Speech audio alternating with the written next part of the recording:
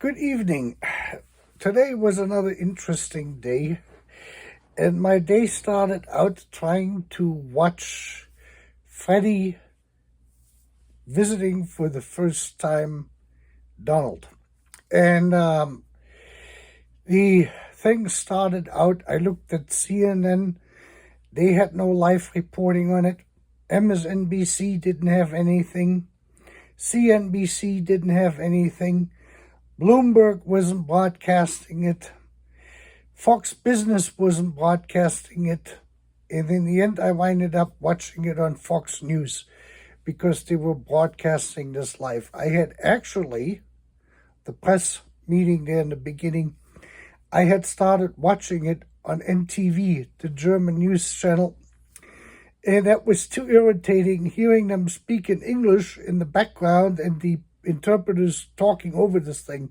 So I didn't know. I picked up parts in German and parts in English, and that's when I switched over to Fox News, and I was watching it there. I missed, because of this, the first 3 or 5 minutes, and then I found it on Fox News. And since then, I had replayed the first 5 minutes, which I had missed. That was the part where Freddie presented that birth certificate, or the copy of the birth certificate and the translation, and that gold frame to Donald Trump. And then so it started, and what I found interesting was, first of all, like I said, it's because of just trying to find an American news channel which was broadcasting this live. Was virtually impossible, where the last and only option was Fox News. And that told me right from the get-go on where the focus is here in America, that virtually no one cared of whether or not Freddie had come to America or not, basically. And then, of course, it started, which was really interesting, with the first question was in reference to the telephone conversation Trump had with Xi over in China. And that was, of course, is of more interest here in the United States, the Chinese relationships at the moment with the tariffs, than anything else, because there's so much depending on it, since we're getting virtually everything from the Chinese, since they're making everything for America. And so this is how this whole thing went. All the domestic questions from the reporters basically dominated this 45-minute news conference Freddie and Donald were conducting there together. And I did see that Vance was there, and I was wondering if he's going to ask Freddie about this AFDs thing and that sort of stuff, and the lack of democracy in Germany because of the AFD being repressed. And then this became a subject or topic because the questions from the news media was completely different. And pretty much for the better part, Donald Trump spoke for probably, I think they met that was on for 42 minutes or something like this. And I would say 90% of the time, even more so. Trump spoke, and then I think Freddie got a few sentences in there.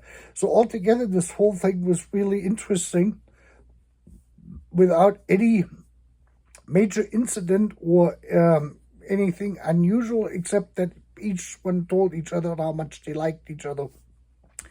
And Freddie assured Donald that he was the greatest thing walking on the planet at the moment, and that is probably good that way, and that the peace there with Ukraine and Russia couldn't happen or cannot happen without him and the United States being fully involved, and it is the real key player here, so to speak. That was the phrase Freddie used.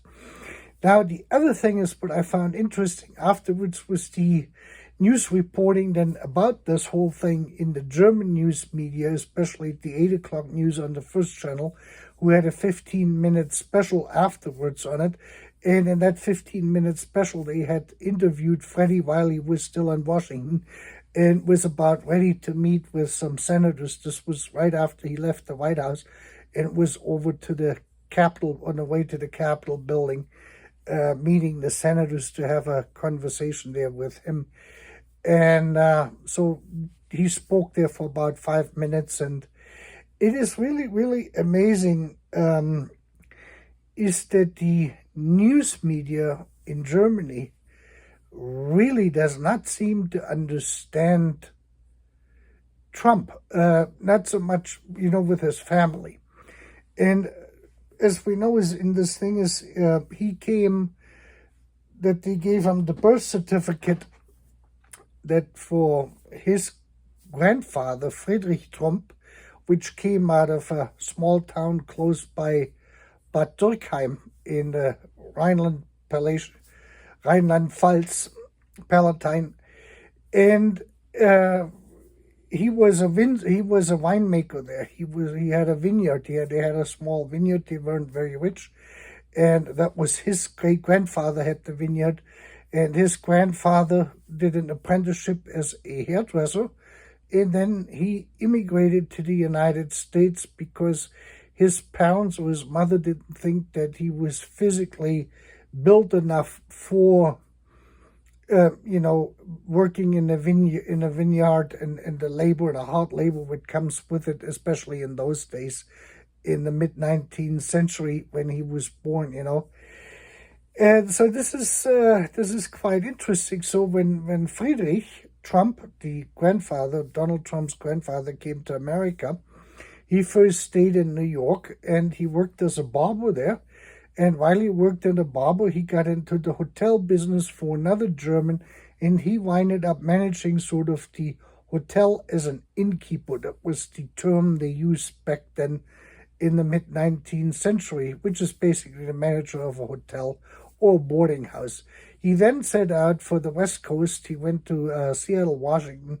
He opened up a restaurant there and a boarding house, which became sort of a, in those days, that was the Wild West. The boarding houses were also houses of prostitution was involved in this and that sort of stuff. And I don't know if he ever felt great about it or not, but if you look at this, basically everything what his family did in Germany and then his grandfather here in the United States, he still does today as his core business. And that is the Trump hotels, the Trump vineyard.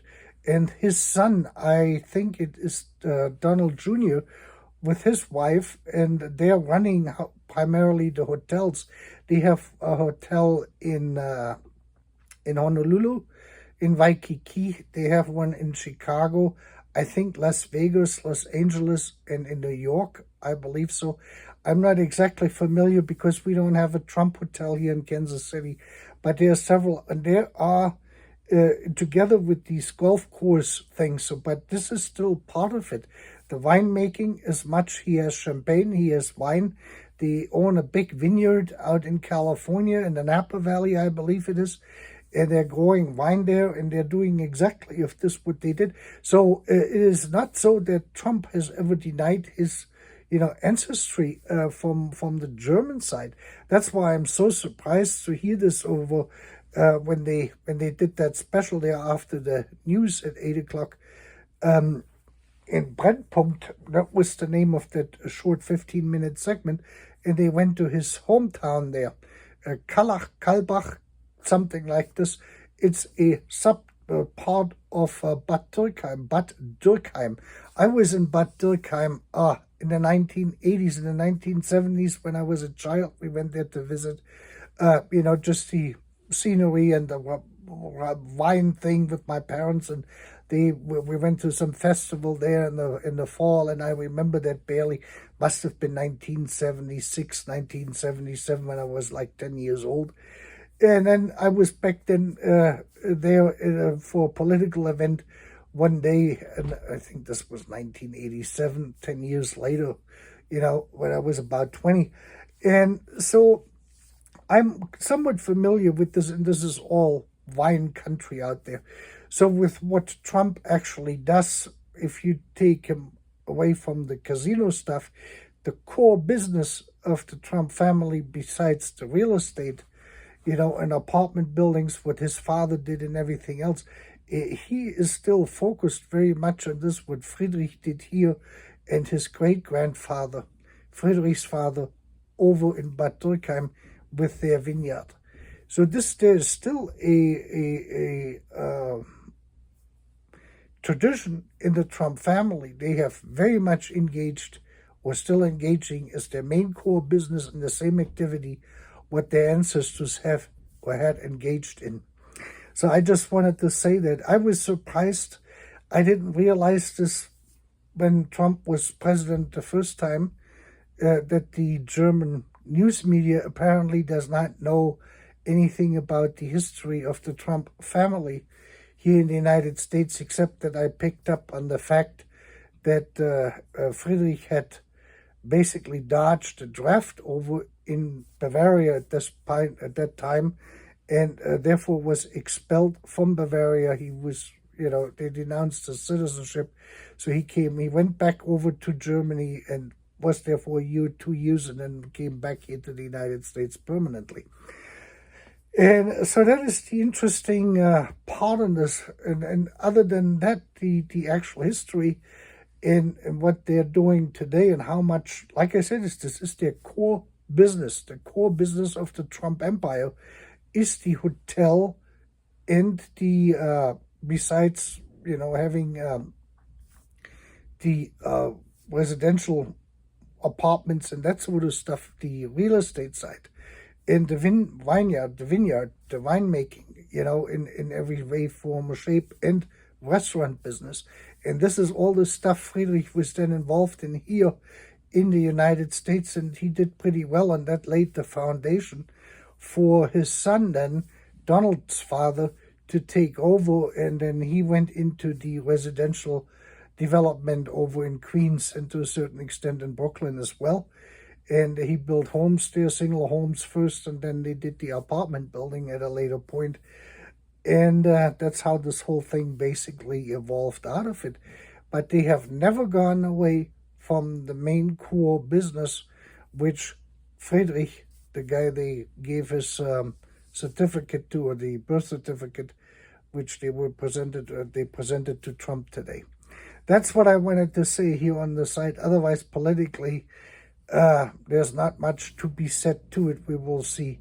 The interesting part now is the fallout between Trump and Elon Musk. And we knew that Elon had said, or they had said, that his term was coming to an end, and it looked like it would go somewhat peaceful down. No one really knew why or what. And I'm not really following this every day either. I'm not too interested in this.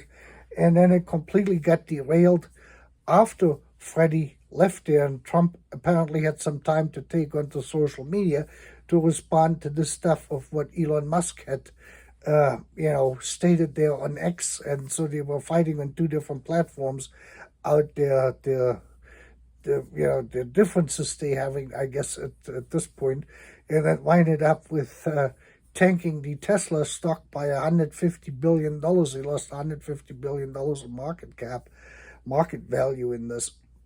So this is pretty much crazy. And then Musk said he's not going to have Trump being able to use the SpaceX rocket spaceship they got there, whatever that thing is.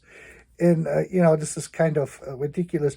We're listening now to super rich people basically directing the entire nation and more or less the free world in their personal spoots here with outer space stuff and this, that, and the other thing. I think this has gotten way too big, in many ways to begin with. So this is all my thoughts I had here for today. I may make another video here shortly about the developments in the Ukraine, and we will see. I have to say the Ukrainian military has done quite a job there with attacking these long-range,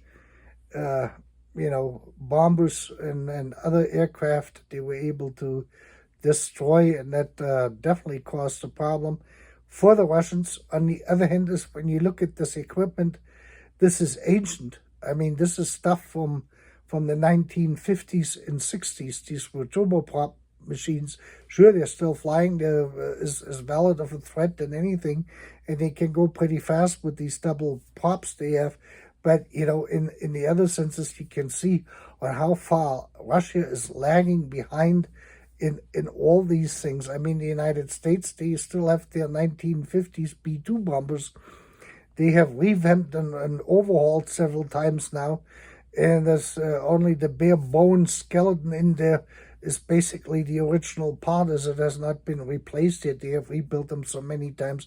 The U.S. Air Force is still using 707s from the 1950s, which they have rebuilt for fueling, as fuel aircraft, for refueling purposes, because they didn't cost anything. They had them that long. These aircraft, they have been flying now for literally 70 years, 65, 70 years. And so, because all of the stuff is expensive, so they're keeping the stuff afloat for as long as they can. And Russia is about the same as the United States is in this. The lesson we have to, or the danger we have to look at is this, that I do not know if the Ukrainian military originated this idea, but it is basically the Trojan horse idea, which has been around for a long time. And this could be done in any other country. So you could have these drones already, say, like in Germany, somewhere in a warehouse, or here in the United States, or in any other country for that matter, and no one knows that they're there. And then suddenly you have some operatives, secretive operatives, coming in, taking out these containers then, and they look like containers. No one suspects anything. You drive them over the countryside, and they stop somewhere, and then suddenly the top opens up. You got all these drones flying out. They could attack nuclear power plants. They could, they can come down on airfields, on important installations, and so far and so on. And this could be happening from any country to any other place who got a dispute with the other side one way or the other. So this is a very dangerous form of warfare, because it is somewhat very difficult to detect this. And so the idea may not be original to the Ukrainians, but they perfected the plan on how you put something like this in action. And I guarantee you that every military force on this planet, from whatever country they have studied this. They are studying this into detail on the how and the what and the why and all of this, on how this can be implemented and what do you have to plan.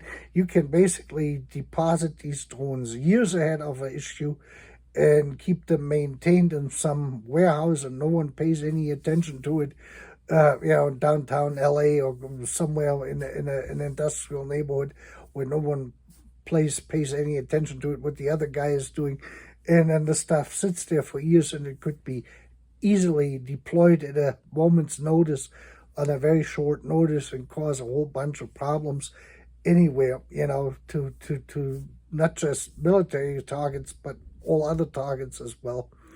This is just my thought on it. So our world has actually become a much more unpredictable, and much more dangerous place than what it was just 3 years ago, as a result out of this war with the drone warfare, what we got now, which has changed warfare in itself. War has even become even more deadly as a result out of this for the soldiers who are engaged in it, and this is going to change a lot. So we have to rethink a lot of strategies, a lot of on how we do stuff, and priorities, on a military strategy. When you go into these things have to be rethought and re-engineered and overhauled in detail, and prioritize different priorities of what is important and what is not important. That is something I wanted to share with you. And with that, I wish you a great evening. Right now, it is Thursday, June 5th, 2025, and it's about 9:20 p.m. here in Kansas City. With that, you have a great evening.